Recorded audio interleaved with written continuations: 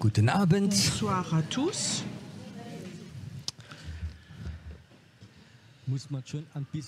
Il faut déjà être un peu fou avec cette météo pour venir ici.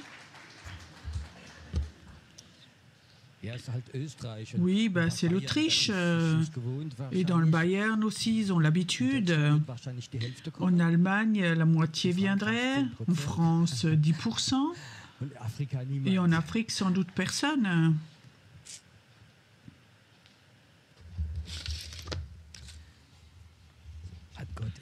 Est-ce que Dieu a prévu quelque chose de bon ce soir?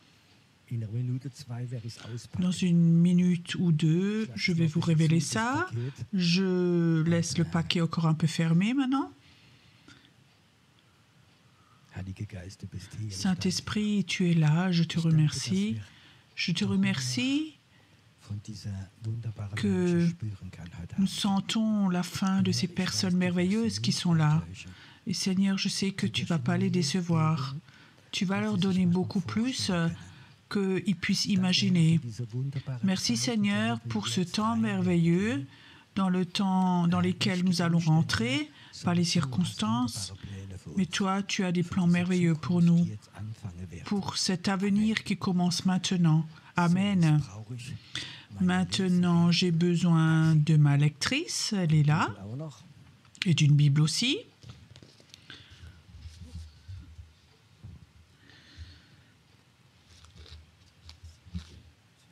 Donc, psaume 12. Sauve Éternel, car les hommes pieux s'en vont. Les fidèles disparaissent d'entre les fils de l'homme. On se dit des faussetés les uns aux autres, on a des lèvres des choses flatteuses, on parle avec un cœur double. Que l'Éternel extermine toutes les lèvres flatteuses, la langue qui discourt avec arrogance. Ceux qui disent « nous sommes puissants » par nos langues, nous avons nos lèvres avec nous. Qui serait notre maître? Parce que les malheureux sont opprimés et que les pauvres gémissent. Maintenant, dit l'Éternel, je me lève, j'apporte le salut à ceux contre qui l'on souffle. Les paroles de l'Éternel sont les paroles pures, un argent éprouvé sur terre au creuset et 7 fois épuré.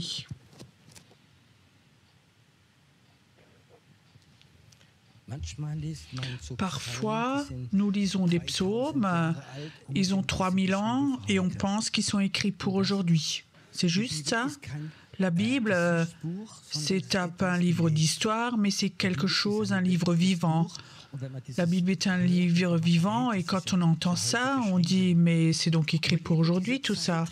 Et nous vivons dans un temps où parfois, en tant que chrétiens, nous ne faisons que secouer la tête, comme nos pays se transforment, mais pas en positif, mais dans le négatif. Et nous vivons dans ces temps où, en tant que chrétiens, nous secouons nos têtes et où on dit « Dieu, que penses-tu de nos pays? Tu as oublié notre pays, que ce soit l'Allemagne, l'Autriche. Tu as pardonné à nos pays, tu as donné la grâce.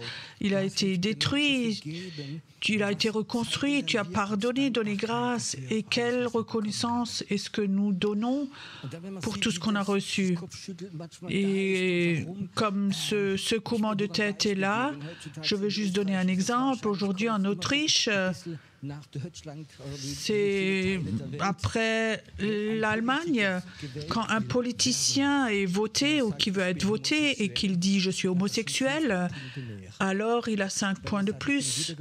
S'il dit « il est né de nouveau », il a 10% de moins. S'il dit que Jésus-Christ est ressuscité et qui revient, il a 30% de moins. Mais on vit dans un monde chrétien et tout ce qui est mauvais, les gens le trouvent bien et ce qui est bon est méprisé. Et malheureusement, nous vivons dans ces situations-là. 3 de nos enfants, de mes enfants, même s'ils ne sont pas forcément rebelles, ils ont été jetés dehors du cours de religion à l'école.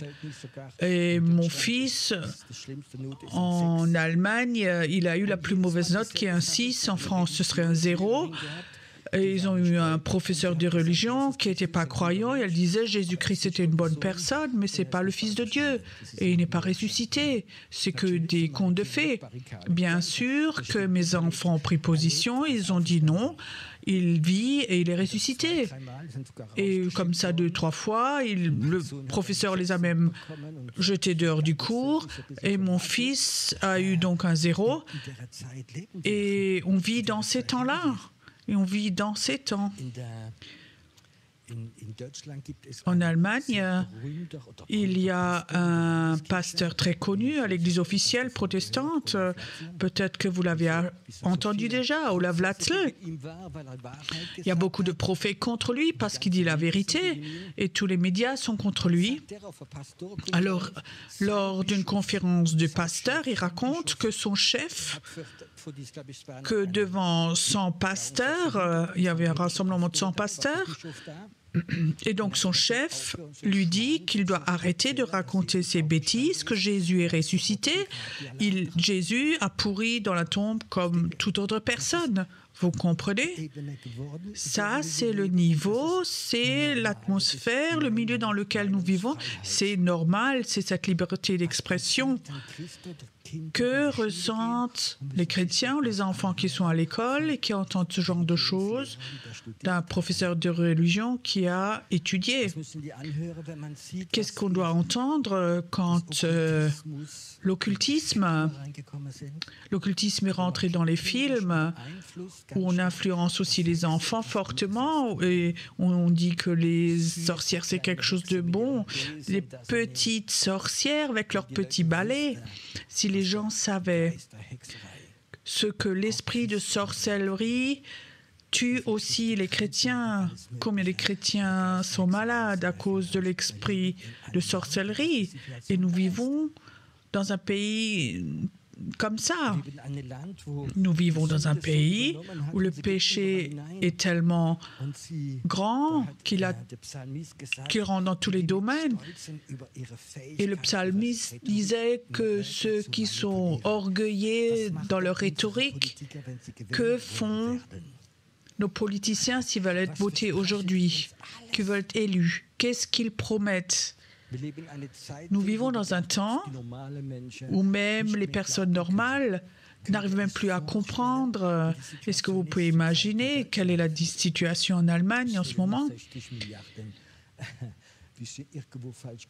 Il manque juste 60 milliards que quelque part ils ont mal placés. Est-ce que vous croyez que les personnes ont encore confiance dans la politique? Que ce soit en Autriche, en France? Peut-être que hier, vous avez entendu, c'était hier à la télé, il y a 2 ans, il y a 3 juges qui ont été... Donc un juge, ils ont fait un procès contre un juge et ce procès a duré 2 ans à cause de choses favorables. Hier, donc il a été jugé et il a été jugé libre. Parce que celui qui le jugeait, c'était un qu'il avait embauché. Et c'est déjà bizarre. Oui, mais le juge, on peut de nouveau aller en appel, mais l'appel était rejeté par un de ses employés. C'est bizarre si tu es jugé par quelqu'un qui est payé par toi. Nous vivons dans un temps comme ça, où c'est normal, où on ne sait même plus ce qui est bon, ce qui est mauvais, où les médias ne savent même plus qui est bon ou mauvais, les Palestiniens ou les Israéliens. Je ne vais pas faire de politique maintenant, mais nous vivons dans un temps terrible où je dis les chrétiens ne se sentent pas forcément à l'aise dans notre pays. C'est juste ça. Je crois que ce n'est même pas tellement facile d'être chrétien et de raconter ça. Quand tu es invitant à un anniversaire aujourd'hui, tu peux raconter sur tous les thèmes, le football, le politique, l'argent, les femmes, tout. Mais commence à raconter de Jésus que tout d'un coup, il y a beaucoup de place autour de toi. Oui, mais ça, c'est la réalité aujourd'hui dans un monde chrétien. Et on vit dans un pays comme ça, et ça rentre dans tous les domaines, même dans les églises, où on manipule et on contrôle. Et aussi dans les églises, pas seulement dans l'église catholique, mais dans toutes les églises, et les gens se laissent manipuler. Et parfois, j'entends des histoires où les gens racontent « Il faut que je fasse attention, que je rebelle avec la chair. » Je te donne un exemple. Une sœur que j'aime beaucoup, qui a plus de 80 ans, que je connais depuis longtemps, et ça fait 50 ans qu'elle est croyante. Elle avait une vie difficile. Elle a élevé ses enfants, petits-enfants, et elle n'a pas travaillé parce qu'elle s'est occupée toujours de sa famille, et elle a une rente toute petite qu'elle ne peut pas se payer un appartement. Alors elle habite chez sa fille qui a une petite chambre pour elle. Et la dernière fois, elle vient me voir, elle dit « Tu imagines, Pierrot, mon beau-fils à table, il m'a dit « Si tu parles encore de ta foi, ici, je te donne une baffe, une gifle. » Cette femme a 85 ans, devant les enfants, devant les petits-enfants, elle est menacée qu'elle est giflée. Et cet homme est colérique et il l'a fait aussi. Après, cette femme vient me voir. Vous savez, de préférence, je serais allé le voir, lui.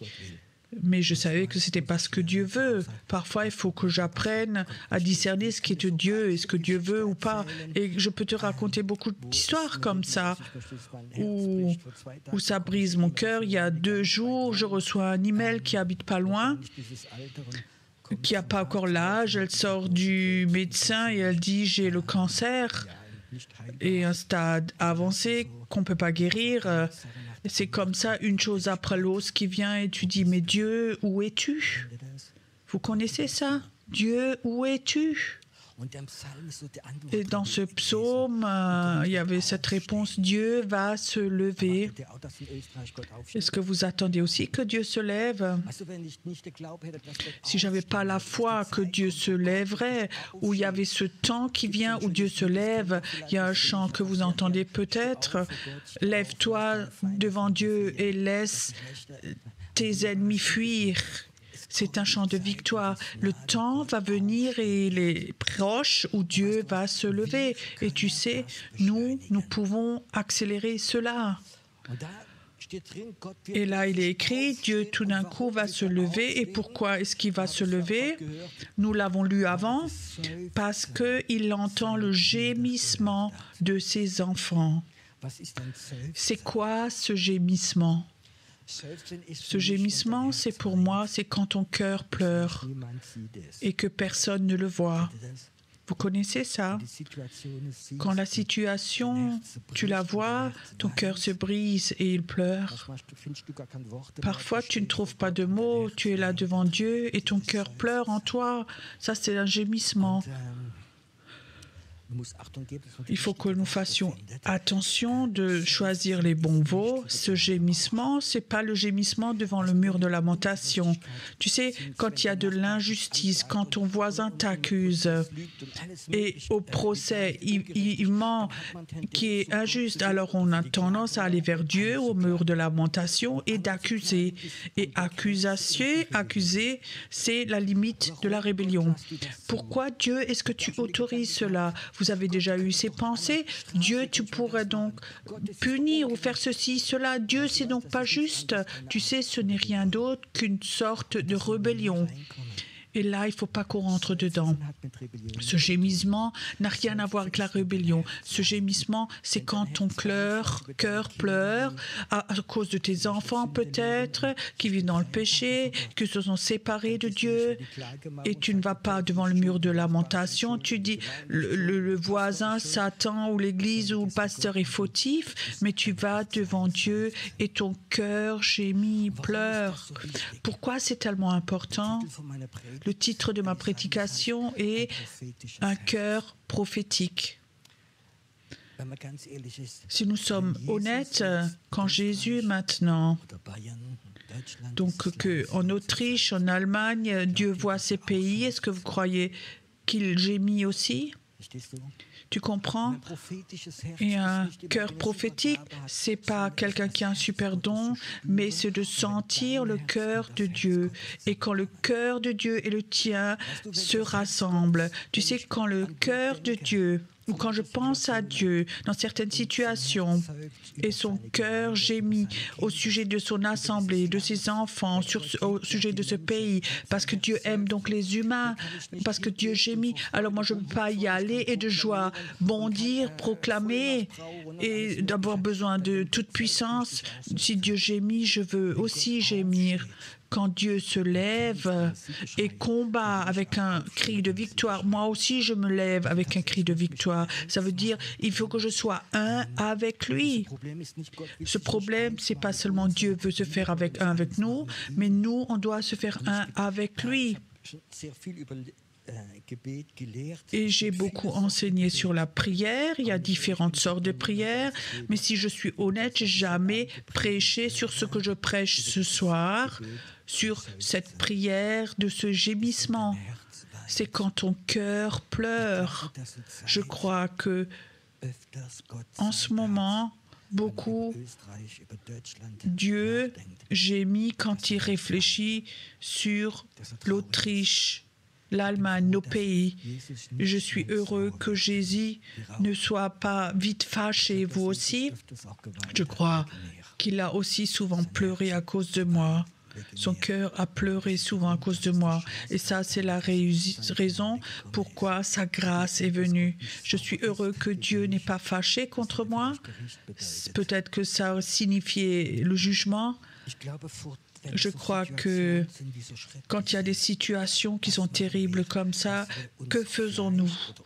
Est-ce que notre âme ou notre chair va au mur de lamentation? Pourquoi on accuse? Ou est-ce qu'on va un étage plus bas dans notre esprit? Tu sais, le Saint-Esprit a toujours la capacité de te montrer, de te révéler le cœur de Dieu. Quand dans ta vie, il y a une situation où tu entends quelque chose de grave, tu peux toujours dire, Saint-Esprit, j'aimerais dans ces moments ressentir ce que Dieu ressent. Ça, le Saint-Esprit peut le faire. Ma chair ne peut pas. Ma théologie ne peut pas non plus. Mes sentiments ne le peuvent pas. Mais le Saint-Esprit peut le faire. Pour moi, nous vivons dans un temps où c'était jamais aussi important qu'à ces jours d'avoir un Saint-Esprit qui est mon partenaire. Nous vivons dans un temps où, niveau théologiquement, on n'arrive même pas à le comprendre. Ça a toujours existé. Quand Paul s'est converti et qu'il a commencé à prêcher, l'Église de Jésus ne voulait rien avoir à faire avec lui. Il disait, mais c'est donc le criminel qui nous persécute. Mais Dieu voyait tout ça autrement. Et je crois que nous vivons dans un temps et il faut qu'on ait cette communion avec le Saint-Esprit. Que ressent Jésus en ce moment dans ces temps? Que ressent Dieu en ce moment? Il est écrit parce que les malheureux souffrent tellement, parce qu'ils gémissent. Parce qu'ils gémissent, et à cause du gémissement de mon peuple, je veux me lever, et ça veut dire que nous gémissons et que notre cœur pleure. Ça fait que Dieu va se lever. Pas quand nous sommes au mur de lamentation, que nous proclamons, mais quand nous sommes là et que nos cœurs gémissent, notre Dieu va se lever. Qu'est-ce que ça a comme avantage? Dieu m'a parlé sur ce cœur prophétique. Un cœur prophétique dans l'Ancien Testament, c'est un autre cœur prophétique que dans le Nouveau Testament. Dans le Nouveau Testament, un cœur prophétique, c'est un cœur selon la personne de Jésus. Dans l'Ancien Testament, c'était des prophètes qui prononçaient le jugement. Dans le Nouveau Testament, le prophète, c'est celui qui connaît le cœur de Jésus. Et je crois, quand une personne, un serviteur de Dieu, ne sait pas gémir devant Dieu, il n'aura jamais vraiment les choses prophétiques de Dieu. Il y a d'autres traits de caractère dans ton cœur, par exemple.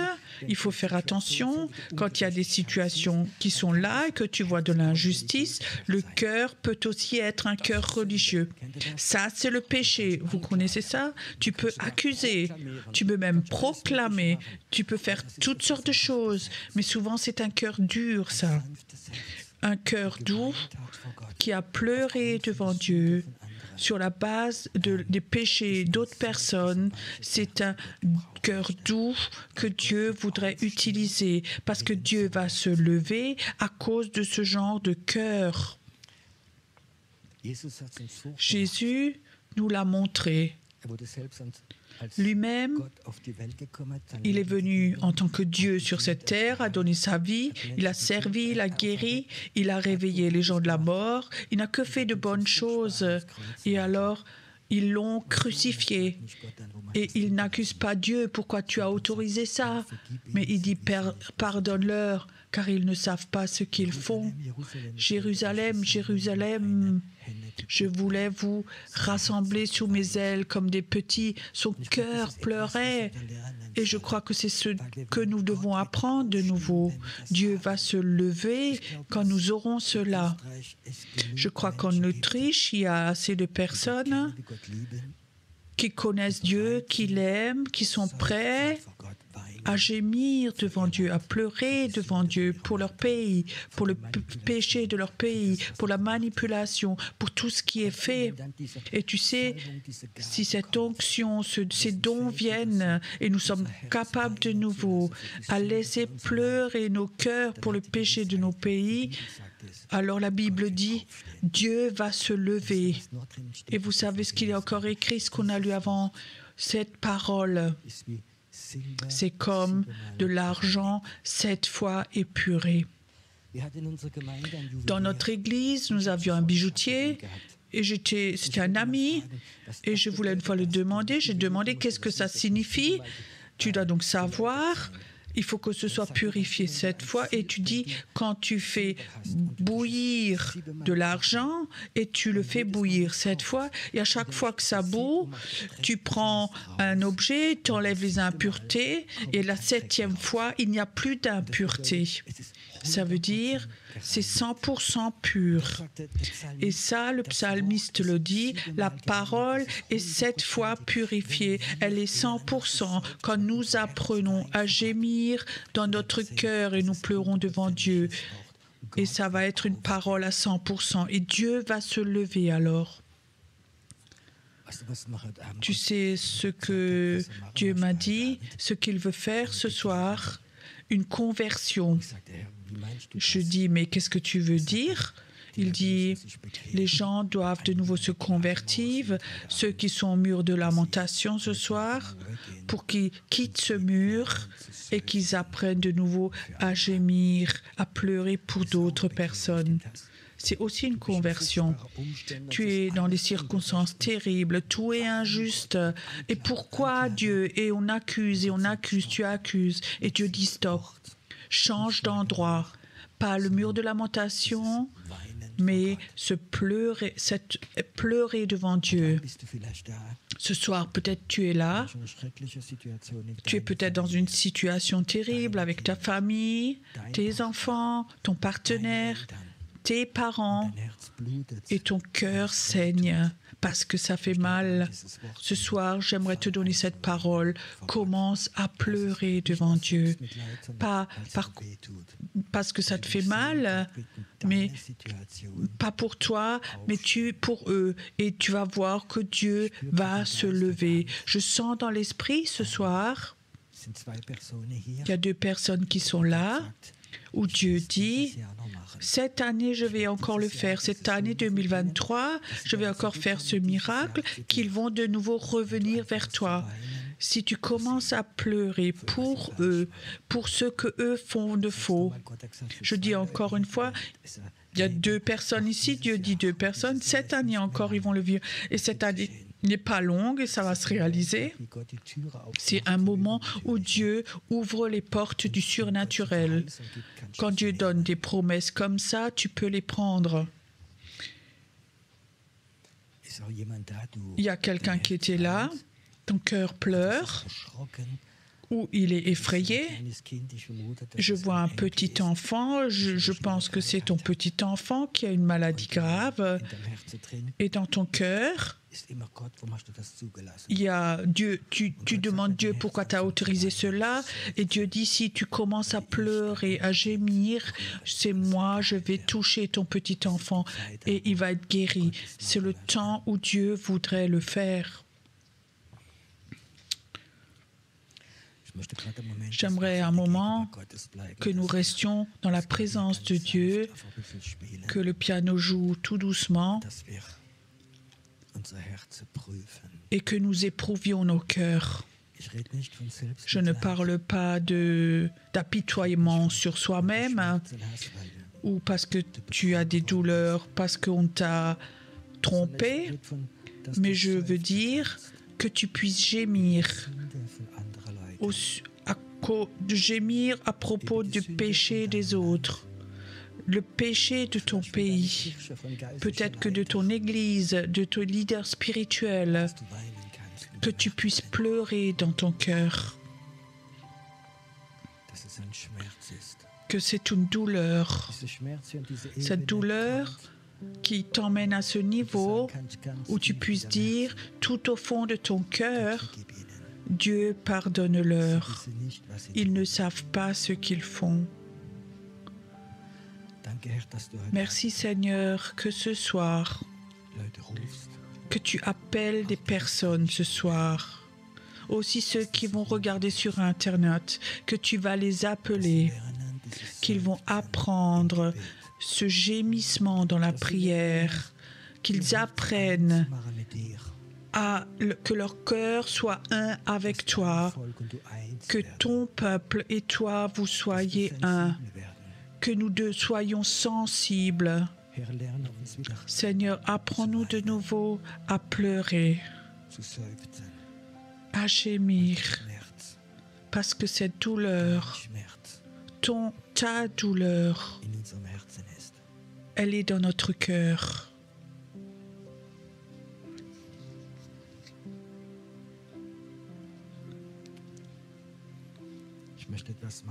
J'aimerais faire quelque chose ce soir que Dieu m'a mis à cœur. Écoute, si tu es là et les derniers temps, tu as passé beaucoup de temps devant le mur de lamentation parce que tu n'as pas compris Dieu, parce que ta chair agissait, réagissait, ou parfois même tu as jugé. Et Dieu dit, j'aimerais que ce soir, que tu demandes pardon. Et je vais te toucher alors. Et moi, je vais me lever dans ta situation. Tu dois arrêter de faire quelque chose toi-même. Moi, je vais me lever pour ta famille, pour tes enfants.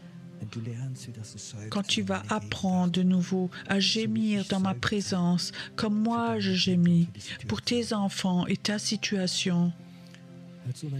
Écoute, si tu es là ce soir et tu dis oui, c'est juste, je suis devant ce mur de lamentation et j'aimerais maintenant, ce soir, me convertir, quitter ce mur et cette onction, avoir cette onction, ce don du gémissement, alors viens devant, je veux prier pour toi. C'est un cadeau de Dieu, c'est quelque chose que Dieu veut te donner. Oui, venez, n'attends pas que quelqu'un vienne, mais venez, si tu sens que Dieu t'appelle, viens devant. Tu veux le faire, alors viens devant.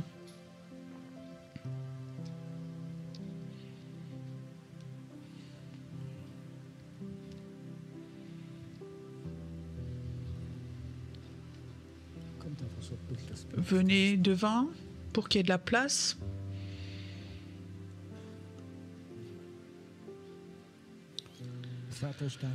Père, je te remercie pour ces personnes qui sont devant, tes enfants. Et Seigneur, tu voudrais leur enseigner quelque chose, leur donner quelque chose, une capacité que toi, tu te lèves à cause d'eux.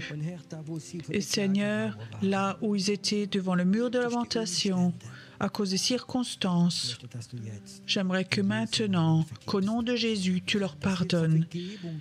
Que maintenant le pardon vienne dans leur cœur, tout au fond. Le pardon signifie Dieu n'est pas fâché. Dieu te donne une nouvelle connaissance, une révélation, de gémir dans la présence de Dieu. Cette douleur doit sortir pour que ton cœur devienne de nouveau tout doux, pour que Dieu puisse l'utiliser. Et tu vas voir, Dieu va se lever. Dieu va se lever. Il y a certaines personnes qui sont là, les derniers temps, ils ont vu tellement de morts, je vois cet esprit de mort. Père, cette mort va s'arrêter maintenant. Maintenant, j'arrête toute forme de mort qui est venue. Esprit de mort, tu vas les lâcher et ils vont recevoir une nouvelle forme de vie dans ce qu'ils voient, ce que Dieu veut faire. Père, où la mort était là, elle va s'en aller au nom de Jésus. Elle doit s'en aller. Là où la mort avait amené le manque d'espoir, je dis, ça doit s'en aller, te quitter. Et Dieu dit, un jour, tu vas être sans peur et je te donne une autorité. Mais avant, tu vas apprendre à gémir et Dieu va le faire. Merci Seigneur pour ces personnes merveilleuses. Tu vas les utiliser. Merci Seigneur qu'elles reçoivent une nouvelle sagesse de toi, qu'elles puissent guider d'autres personnes. Tu vas recevoir des paroles de connaissance de Dieu ou tu vas dire à d'autres personnes. Tu donneras des paroles qui vont consoler les gens, parce qu'elles viennent de Dieu. Merci Seigneur, parce que c'est un temps où l'Autriche va de nouveau gémir. Ils vont gémir de nouveau, où toi, tu vas te lever. Et toi, tu vas amener le réveil dans ce pays. Et merci que maintenant tu touches leur cœur, que dans chaque moment, ils vont pouvoir comprendre Dieu et qu'ils vont être un avec Jésus. Et qu'ils vont être un avec Jésus. Tu es un Seigneur merveilleux. Merci qu'une armée de prière va se lever dans ce pays. Ils vont avoir de l'autorité. Ils vont avoir la toute-puissance.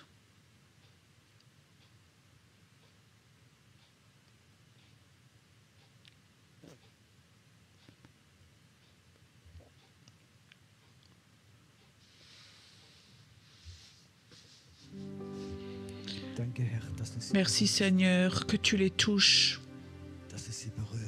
que tu les touches maintenant. Je vois dans l'esprit, écoute, de temps en temps, tu vas voir comme Dieu va se lever pour toi, dans ta situation. Tu vas apprendre que Dieu parfois va se lever, va se combattre pour toi. Tu n'as plus besoin de combattre parce que tu es un avec lui. Et lui va faire des choses pour toi que tu ne peux même pas imaginer. Parce que toi, tu as quitté ce mur de lamentation. Parce que tu as quitté ce mur de lamentation. Amen. Je ne sais pas pourquoi, mais inspirez voir profondément là-devant. Je sens que quelque chose voudrait te toucher encore.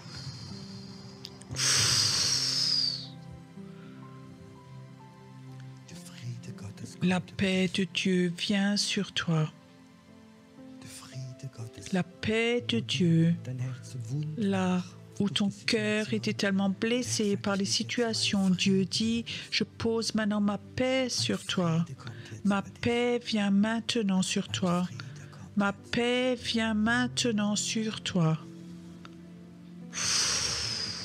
La paix de Dieu vient maintenant. Elle vient maintenant au nom de Jésus. Cette paix vient maintenant.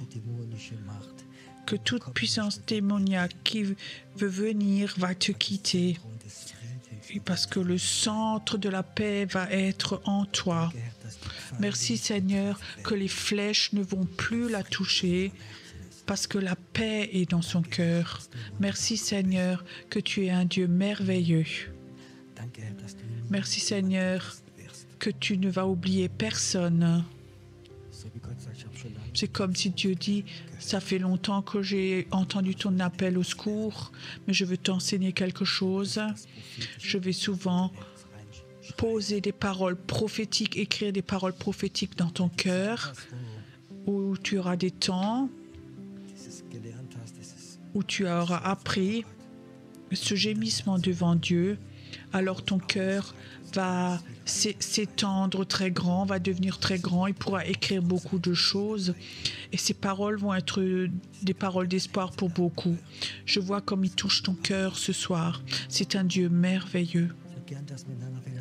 J'aimerais maintenant qu'on chante ce chant, Quand la paix avec Dieu. C'est un vieux chant, mais il a tellement de puissance pour toi. Et pendant ce chant, tu peux retourner à ta place avec cette paix, avec cette paix.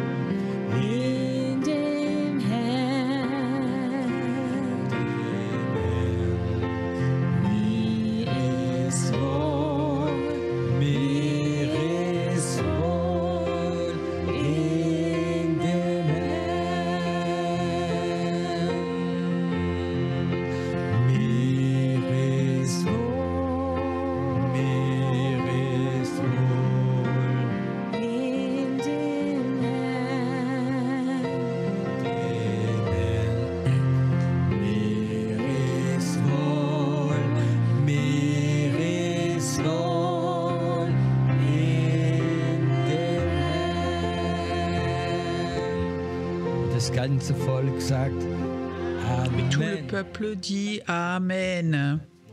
Merci bien. Vous pouvez retourner à vos places.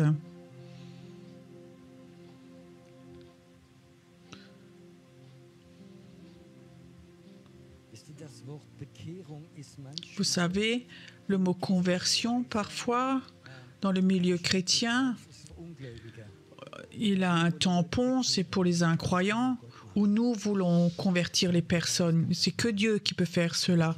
Le Saint-Esprit peut le faire. Et la conversion est parfois, quand on a eu une opinion, et tout d'un coup, on remarque qu'elle n'était pas bonne, et on se retourne et on prend une autre opinion. Ça, c'est la conversion. Et un chrétien a le droit de se convertir souvent. Moi, je me convertis souvent. Moi, je me convertis souvent aussi chez ma femme. Quand elle dit « T'as vu, j'avais de nouveau raison ». Et je dis « Ok, tu avais raison, je me convertis. Tu as raison, j'avais pas raison. » Et voilà, la paix est là. Demain soir, ça continue. Pour samedi, donc on a école de prophète l'après-midi, il y a une petite chose pour manger.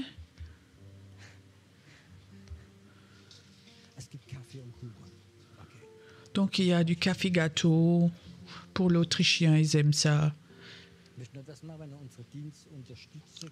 J'aimerais faire quelque chose. Si vous voulez soutenir notre ministère, si vous avez à cœur et que vous disiez venez encore une fois, on va simplement faire passer les corbeilles. Fais-le avec joie. Ça ne doit pas être une obligation pour qui que ce soit. Notre Dieu est un Dieu riche. Amen. Au ciel, il n'y a pas d'inflation. On va avoir un temps de louange encore.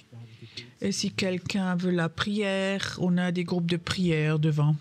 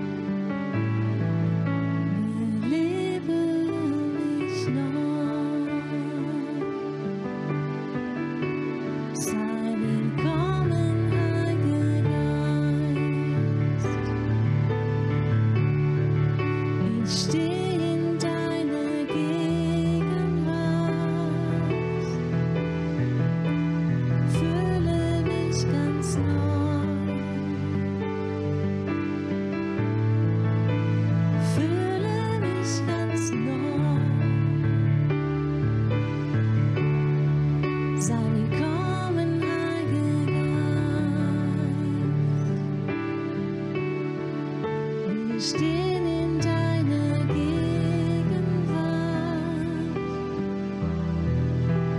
Gib uns deine Kraft, o Herr. Lebe du in mir. Sei willkommen, Heiliger Geist. Wir stehen in deiner Gegenwart. Gib uns deine Kraft, o Herr. Lebe du in mir. Sei willkommen, Heiliger Geist. Wir stehen in deiner Gegenwart. Gib uns deine Kraft, o Herr. Lebe du in mir. Lebe du in mir. Lebe du in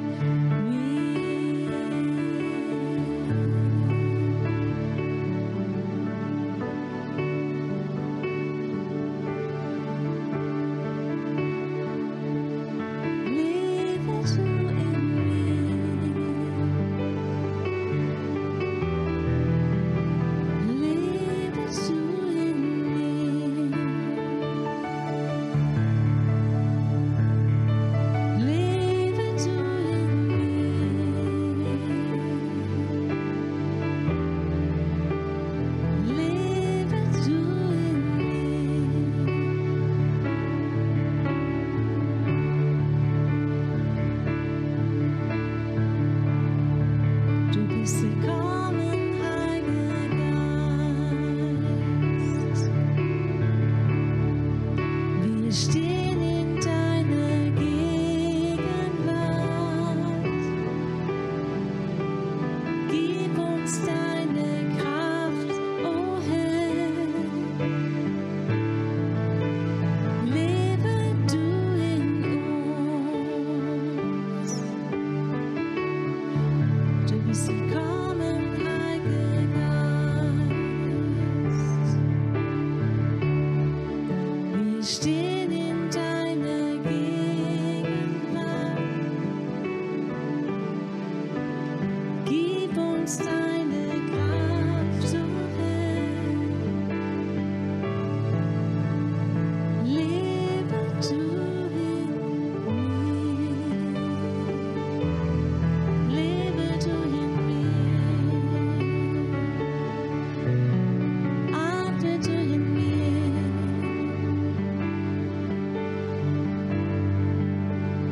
Lebe du in mir.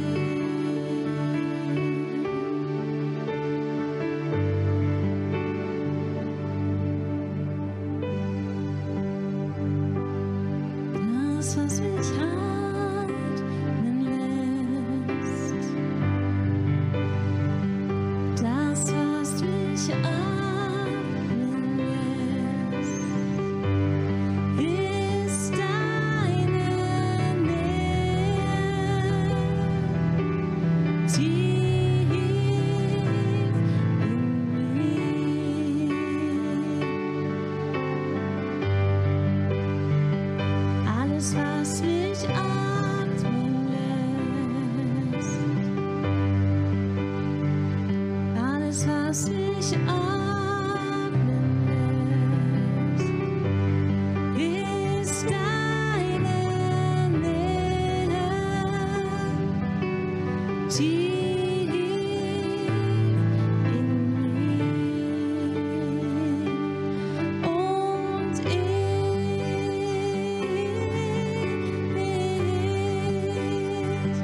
ich bin verloren ohne dich. Und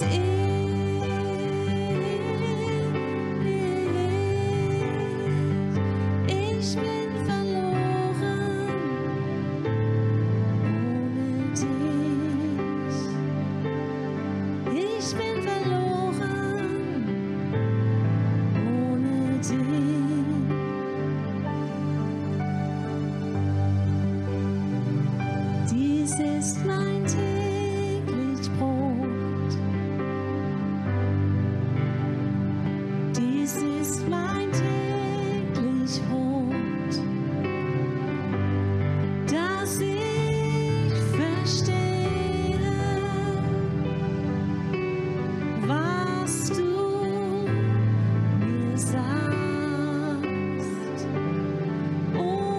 Ich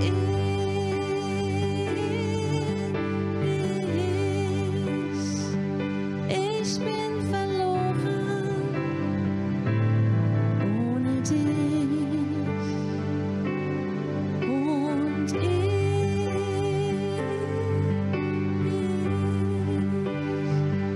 ich bin verloren ohne dich. Ich bin verloren ohne dich.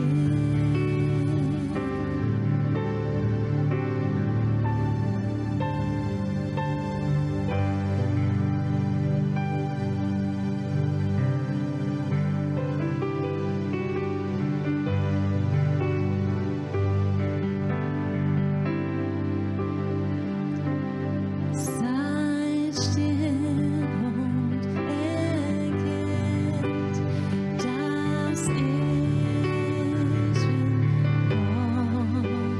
Seid still und erkennt, dass ich bin Gott.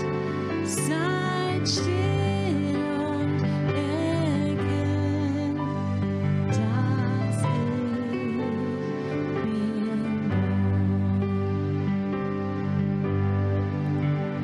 Seid still und erkennt, dass ich bin Gott. Seid still und erkennt, dass ich bin Gott. Seid still und erkennt, dass ich bin Gott.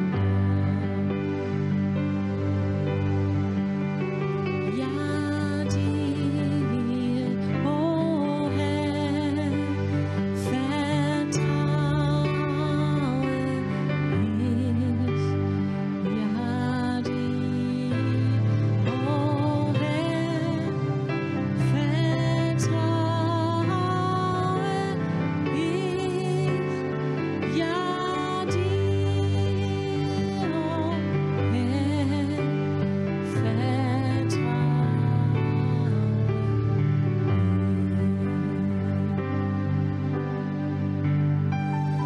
Du bist der Gott, der mich heilt. Du bist der Gott, der mich heilt. Du bist der Gott, der mich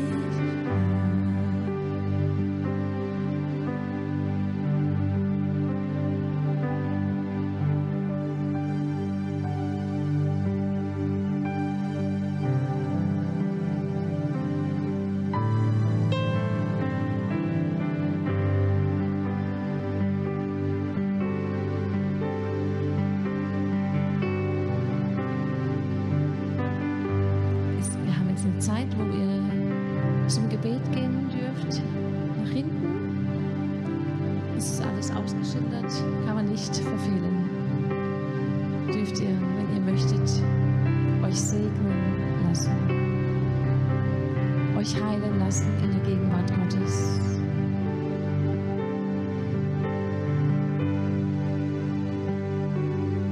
Ja, du bist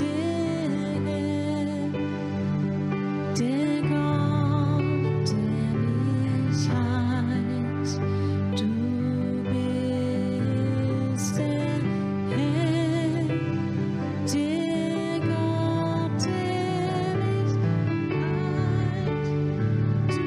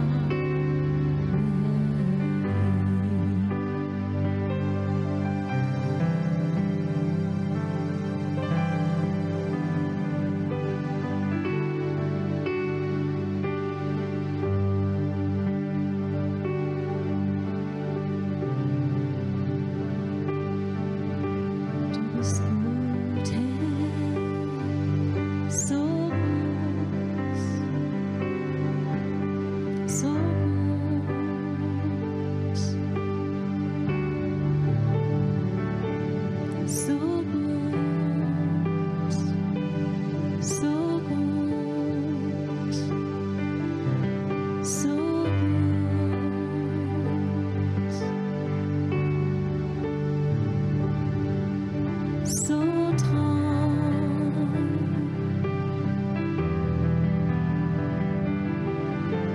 Bist du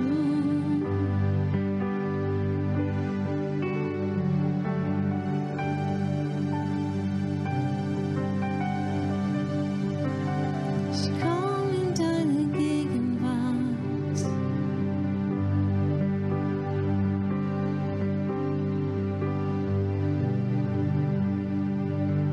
Ich bleib in deiner Gegenwart. Ich verweile in deiner Gegenwart. Ich wohne in deiner Gegenwart.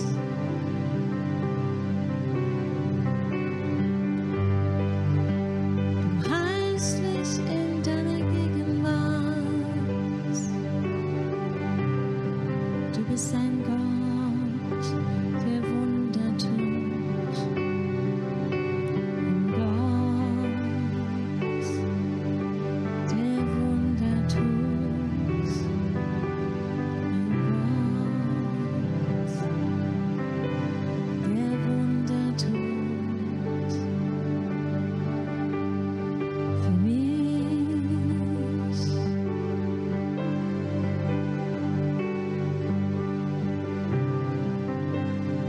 Schütte mein Herz aus vor dir.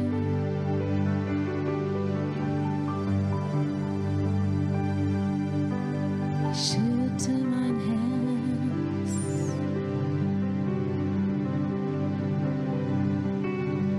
aus vor dir.